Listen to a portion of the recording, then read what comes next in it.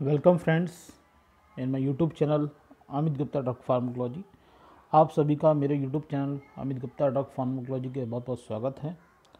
आज हम next topic of your pharmacology concept series का एपिसोड नंबर 3 में डिस्कस करते हैं essential medicines concept. This is very important concept for the B pharm and paramedical students. Essential medicine concept में मतलब हम ये देखेंगे कि जो बहुत ज़रूरी मेडिसिन्स हैं वो किस बेस पे डिसाइड की जाती हैं, मेडिसिन्स का डिवीज़न किस बेस से डिवाइड किया जाता है जो बहुत एसेंशियल है। तो इसको हम स्टार्ट करें तो बेसिकली एसेंशियल कॉन्सेप्ट है क्या।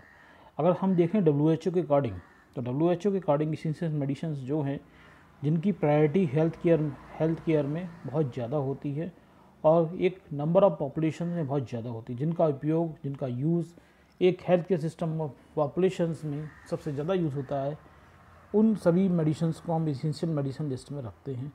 एक तरह से कह सकते हैं एसेंशियल मेडिसिन लिस्ट वो है जिनका यूज़ सबसे ज़्यादा होता है, सबसे ज़्यादा वो यूज़ की जाने वाली मेडिसिन्स हैं जिनका प्रयोग बहुत ज़रूरी है, जिसके बिना कोई भी पॉपुलेशंस की सर्वाइवल पॉसिबल नहीं है। कोई पॉपुलेशंस को भी जो है कि जनसंख्या सर्वाइव नहीं कर सकती और सर्वाइव नहीं हो सकती, इसके लिए ज़रूरी है कि उन मेडिसिन्स का होना है। तो WHO का इस तरह डिफाइन करती है कि essential medicines are those that satisfy the priority health care needs of the population.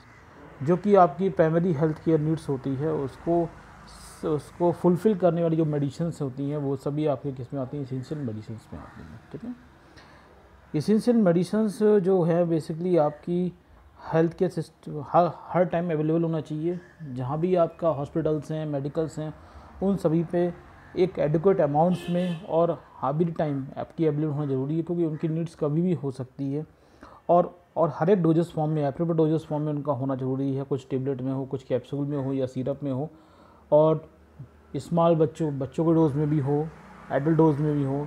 बच्चों के लिए मेडिकेशन अलग डोजेस फॉर्म प्रेजेंट हो, जैसे सिरप है, इमल्सन है, और एडल्ट्स के लिए अलग हो, और उनकी क्वालिटी भी प्रॉपर मेंटेन रखनी चाहिए और साथ में उनकी इन्फॉर्मेशन भी प्रॉपर, और प्राइस भी उस ड्रग का बहुत नॉर्मलाइज रहना पड़ता है। कॉस्ट इफेक्टिवनेस बहुत रखी जाती है ताकि हर कोई जो पर्सन है वो उसे अफोर्ड कर पाए, वो उसे ले पाए, चाहे गरीब आदमी हो अमीर आदमी हो, वो आसानी से उसे ले पाए। तो जितनी भी एसेंशियल मेडिसिन्स हैं वो सभी का प्राइस नॉर्मल रखा जाता है, उनकी अवेलेबिलिटी निश्चित की जाती है, उनके हर डोज में प्रेजेंट हो ये रखा जाता है। हर टाइम हेल्थ केयर सिस्टम में यानी कि मेडिकल में या हॉस्पिटल में अवेलेबल होनी चाहिए। ये सभी उनका रखना और उनकी क्वालिटी मेंशन है, ये सभी चीज़ें इंपॉर्टेंट होती है, हमेशा मेंटेन रखी जाती है। अब WHO के अकॉर्डिंग क्या है कि कुछ गाइडेंस दी गई कि एसेंशियल मेडिसिन कैसे सेलेक्ट करें।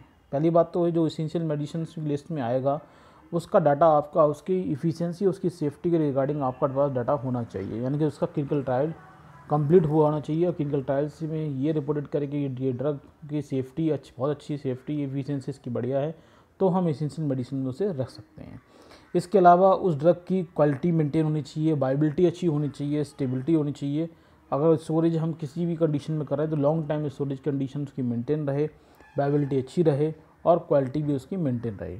इसके अलावा नंबर 3 पॉइंट उन्होंने ये बताया है कि कोई दो ड्रग एक जैसी हैं तो उस ड्रग को हम सेलेक्ट करते हैं जिसकी इफ़िकेसी यदि उसकी इफ़िशियंसी ज़्यादा हो, सेफ्टी ज़्यादा हो, क्वालिटी मेंटेन रहे, प्राइस और एबिलिटी उसकी बनी रहे, मतलब प्राइस उसका कम हो और एबिलिटी आसानी से हो जाए, आसानी से उसका प्रोडक्शन हो पाए। तो उन दोनों में से उस ड्रग को हम एसेंशियल मेडिसिन में रखेंगे, जिनका दोनों का एक ही काम है, लेकिन उस ड्रग को रखेंगे जिसकी प्राइस कम हो, जिसकी एबिलिटी ज़्यादा हो, जिसकी इफ़िशियंसी ज़्यादा हो, सेफ्टी ज़्यादा हो। इसके अलावा चॉइस आल्सो में इन्फ्लुएंस मतलब जो फार्माकोकाइनेटिक प्रॉपर्टी है वो भी आपकी चॉइस को इन्फ्लुएंस करती है। जैसे कि कुछ ड्रग होती हैं वो आपकी ओरल आसानी दी जा सकती हैं, जो ड्रग हम ओरल नहीं दे सकते हैं, जो ओरल रूट से जो ड्रग दे सकते हैं उसको एसेंशियल ड्रग्स में रखना आसान हो जाता है, क्योंकि वो आसानी से ली जा सकती हैं और सस्ती भी पड़ती हैं। जबकि पेरेंटल रूट से जितनी ड्रग होती हैं वो आपकी थोड़ी कॉस्टली पड़ती हैं और इन्हें आसान नहीं होता है, तो उन ड्रग को हम कम रखते हैं एसेंशियल मेडिसिन की लिस्ट में। ठीक है, तो ये फार्माकोकाइनेटिक प्रॉपर्टी के बेस पे भी ये देखा जाता है कौन सी ईजिली अवेलेबल है, कौन सी किसकी कॉस्ट कम रह सकती है, उन सबको एसेंशियल मेडिसिन रखा जाता है।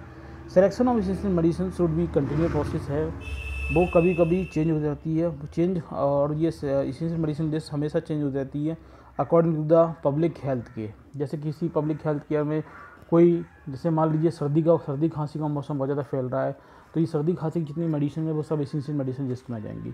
अगर किसी एरिया में मलेरिया ज़्यादा फैल गया तो मलेरिया की जो मेडिसिन है वो एसेंशियल लिस्ट ऑफ मेडिसिन में आ जाएंगी। ठीक है, तो जिस तरह की एपिडेमोलॉजी है, जिस तरह की कंडीशंस बन रही है, जिस तरह की वहाँ पर कंडीशन है, उस कंडीशन के उस एरिया की कंडीशन के अकॉर्डिंग वहाँ की एसेंशियल मेडिसिन की लिस्ट चेंज हो जाती है। ठीक है, तो ये तो बात हुई इनकी WHO के अकॉर्डिंग की बात हुई। अब बात करते हैं जो एसेंशियल मेडिसिन लिस्ट होती हैं उनको डिवाइड किया गया 3 मेडिसिन्स में। एक होती है आपकी प्रिस्क्रिप्शन ड्रग्स, दूसरा है नॉन प्रिस्क्रिप्शन ड्रग्स और तीसरा है ऑर्फन ड्रग्स। पहले बात करते हैं प्रिस्क्रिप्शन ड्रग्स मतलब जो ड्रग्स जो शेड्यूल H में आती हैं। इंडिया में शेड्यूल H ड्रग जितनी भी हैं वो सब प्रिस्क्रिप्शन ड्रग होती हैं। शेड्यूल H जो आपका ड्रग एंड कॉस्मेटिक का एक्ट होता है, जैसे आप जूरिस्प्रूडेंस में पढ़ेंगे या पढ़ रखा होगा आप लोगों ने, तो जूरिस्प्रूडेंस में जो के अकॉर्डिंग जो ड्रग एंड कॉस्मेटिक एक्ट के अकॉर्डिंग जो शेड्यूल H की ड्रग हैं वो सभी आपके प्रिस्क्रिप्शन ड्रग होती हैं। और प्रिस्क्रिप्शन ड्रग का मतलब सिंपली ये होता है जो डॉक्टर के पर्चे पे लिखी हुई ड्रग, डॉक्टर जैसे पर्चे पे लिखे, डॉक्टर अपने प्रिस्क्रिप्शन में लिखे दवा को, तभी वो दवा मेडिकल से मिल पाती हैं। अदरवाइज़ आप लेने जाएंगे तो वो नहीं देगा। जब तक डॉक्टर के पर्चे पे दवा लिखी नहीं होगी तब तक मेडिकल स्टोर वाला ड्रग नहीं देता है। तो उस तरह की ड्रग्स सब किस में आती हैं? प्रिस्क्रिप्शन ड्रग्स में आती हैं। यानी कि वो ड्रग जो डॉक्टर के पर्चे से हमें मेडिकल से मिल रही हैं, डॉक्टर के प्रिस्क्रिप्शन से किसी मेडिकल से हम रिसीव कर पा रहे हैं, that's medicine all the prescription drugs. Non prescription drugs क्या हैं? जो हमें बिना किसी डॉक्टर के पर्चे, बिना किसी डॉक्टर के प्रिस्क्रिप्शन के हम मेडिकल से परचेज़ कर सकते हैं, ख़रीद सकते हैं। तो वो सभी क्या आती है? Non prescription drug. जैसे कि आपकी सिंपल एनालिसिस जैसे पैरासीटामोल है, एस्प्रिन है, ये आपको बिना प्रिस्क्रिप्शन के आप मेडिकल से ले सकते हैं। एंटासिड है जैसे आपकी जिनटेक है, और आपके जो आप इसके अलावा आपके डाइजीन है, लैक्जेटिव में सीना है, लैक्टुलोज है, विटामिन की गोलियाँ आती हैं, विटामिन बी कॉम्प्लेक्स है, विटामिन सी है, विटामिन ई है। इसके अलावा फेरस साल्ट्स होते हैं जो आपका डेक्स्ट्रोरेन जो आता है, जो बेसिकली एनीमिया में यूज़ की जाती हैं, वो भी सब मिल जाती हैं। इसके अलावा बहुत सारी मेडिसिन हैं जिसके बहुत कम हार्मलेस इफ़ेक्ट होते हैं, बहुत कम हार्मफुल इफ़ेक्ट होते हैं। वो सभी आपकी क्या होती हैं? नॉन प्रिस्क्रिप्शन ड्रग में आती हैं, और ये बिना प्रिस्क्रिप्शन के आप मेडिकल स्टोर से खरीद सकते हैं। इसमें से कुछ नॉन प्रिस्क्रिप्शन ड्रग होती हैं जिनको हम OTC ड्रग भी बोलते हैं। मोस्टली जो जितनी भी नॉन प्रिस्क्रिप्शन ड्रग्स हैं that's are also the called the OTC drug. OTC मतलब ओवर द काउंटर ड्रग्स, जो कि आप कुछ प्रिस्क्रिप्शन ड्रग जो होती हैं वो ग्रोसरी शॉप वाले रख लेते हैं, आसानी से किसी भी स्टोर पर, किसी भी जनरल स्टोर पे आपके पास नहीं मिल जाती। जैसे एस्प्रिन है, पैरासीटामोल है, ठीक है। इसके अलावा आपका जो आपकी मतलब कॉन्स्टिपेंट लैक्जेटिव है, एंटासिड है, ये सभी आपको एक ग्रोसरी स्टोर पे, जनरल स्टोर पे भी मिल जाती है, क्योंकि इनके लिए कोई भी लाइसेंस की रिक्वायरमेंट नहीं होती है, OTC प्रोडक्ट नहीं है, ठीक है। अब आते हैं नेक्स्ट जो है आपकी ऑर्फन ड्रग्स। ऑर्फन ड्रग्स यानी कि वो ड्रग या वो बड़े प्रोडक्ट होते हैं जो किसी स्पेसिफिक डिसऑर्डर के लिए बनते हैं। मतलब जो डिसऑर्डर 1000 या फिर 10,000 या 10,000 कह सकते हैं, 1 लाख का हो सकती है। 1 लाख में से 1 लाख लोगों की पॉपुलेशन में किसी एक को जो बीमारी हो रही है, उस बीमारी के लिए जो ड्रग होगी वो सब क्या? ऑर्फन ड्रग होगी। यानी कि जो डिसीज़ बहुत रेयर है, किसी लाखों में से किसी एक को होती है, उसकी जो ड्रग होती है वो सब क्या होगी? ऑर्फन ड्रग्स होगी। यानी द ड्रग्स और medical product that offer diagnosis, treatment, prevention for rare disease और कंडीशन, जिसका यूज़ बहुत रेयर डिसीज़ के डायग्नोसिस में, ट्रीटमेंट में और प्रिवेंशन में यूज़ किया जाता है। That all drug are the orphan drugs. इसलिए ऑर्फन ड्रग्स कभी आपको मार्केट में नहीं मिलेगी। इसके लिए आपको स्पेशली ऑर्डर करना पड़ता है, और ऑर्डर जब करेंगे तब वो कोई ड्रग मैन्युफैक्चरिंग कंपनी उसे बनाएगी, बनाने के बाद सप्लाई करती है। इसलिए इन ड्रग की क्या होती है, अगर इन ड्रग को वो मार्केट में, अगर ड्रग कोई कंपनी इन ड्रग को मार्केट में उतार देती है और जिनका यूज़ कम है, तो वो उसके जो जितना उन्होंने बना के मार्केट में उतारा है वो बिक नहीं पाएगी, और वो ड्रग ख़राब हो जाएगी, और वो मार्केट में उतारने का जो पैसा है वो कंपनी का ख़राब हो जाएगा। क्योंकि जिसका सेल ही नहीं है और उसको बना लें तो मार्केटिंग कंपनी का पैसा क्या हो जाएगा? ख़राब जाएगा। ड्रग की कंपनी का ख़राब जाएगा। इस रीज़न की वजह से क्या होती है, मोस्टली कंपनी इन ड्रग को नहीं बनाती हैं। ड्रग को तभी बनाएंगी जब आप उसको कंपनी को स्पेशली उस ड्रग का बनाने का ऑर्डर मिलेगा, ठीक है। There is no reasonable expectation the cost of developing और marketing it will be recovered from the sale of the drug. मतलब जो मार्केट में जो कंपनी ने जो ड्रग बनाई है वो डेवलप करने में, मार्केटिंग करने में जो पैसा खर्च हुआ है वो उसकी सेल से नहीं निकल पाता है। इसलिए वो ड्रग में कोई भी कंपनी आसानी से नहीं बनाती है और नहीं बनाती है।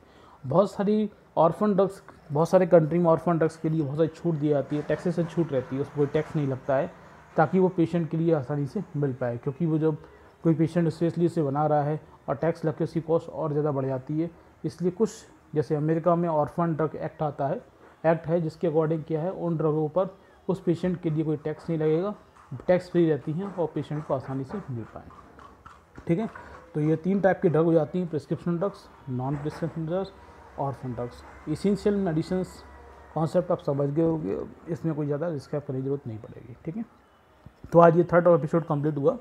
नेक्स्ट एपिसोड में यहाँ तक हम लोग रूट ऑफ एडमिनिस्ट्रेशन की बात करेंगे।